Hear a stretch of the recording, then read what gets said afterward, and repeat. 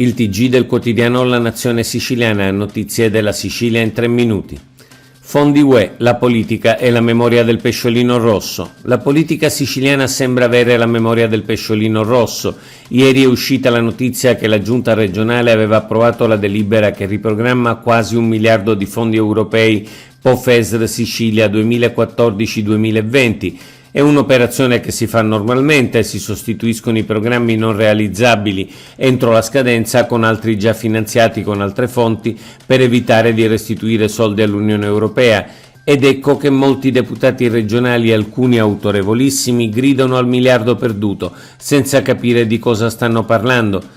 E Schifani è costretto a ricordare, con tono persino ironico, che la proposta è non solo concordata con il ministro Fitto e con l'Unione Europea, ma che la stessa ARS l'ha approvata giorni fa nelle commissioni competenti. Province, basta parlare di prudenza. Ancora una volta il presidente dell'ARS Gaetano Galvagno parla della legge sull'elezione diretta degli organi delle province con un eccesso di prudenza che non condividiamo.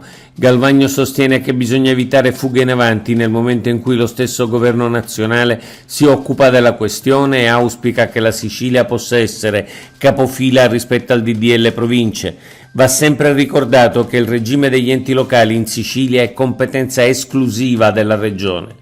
La Sicilia non può essere capofila, ha semplicemente il diritto di decidere per sé e deve farlo adesso che l'impugnativa è esclusa prima di tutto per ragioni politiche.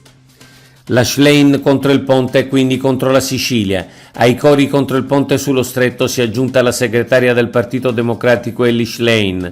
Il PD prima sosteneva di essere d'accordo, ma trovava ogni alibi per non farlo. Oggi la sua segretaria dichiara invece di essere contraria, in quanto il ponte sarebbe costosissimo, dannoso e anacronistico. Una sinistra antica e nemica dello sviluppo della Sicilia. Proseguono gli incendi, oggi ancora allerta. Continuano gli incendi in Sicilia, ieri giornata molto pesante, un vasto incendio ha colpito le pendici di Enna costringendo alla chiusura dello svincolo autostradale e all'intervento di 2 Canadair. Altri incendi a Niscemi, Polizzi Generosa, Castellammare del Golfo, Belpasso, Caltagirone, Giarre, Piazza Armerina, Portopalo, Cattolica Eraclea, Favara e Villafranca. E per oggi di nuovo allerta in molte province. Sicilia 14ª per pagamenti senza contanti, prima nel sud.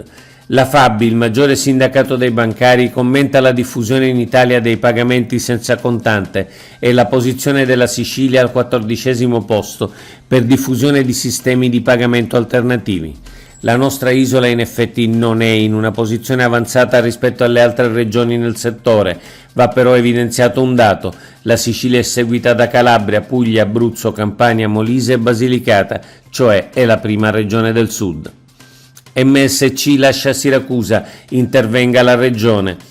MSC Crociere non ferma più a Siracusa fino a tutto il 2024. Gravissimo che non sia stata data alcuna spiegazione. A lanciare l'allarme il parlamentare di Forza Italia Riccardo Gennuso, che chiede che la regione si faccia parte attiva per scongiurare il pericolo dell'esclusione del porto dell'importante città turistica che potrebbe essere anche preludio di altre cancellazioni di porti siciliani. Oggi è tutto per l'informazione della Nazione Siciliana. Notizie.sicilia. Approfondisci su www.lanazionesiciliana.eu.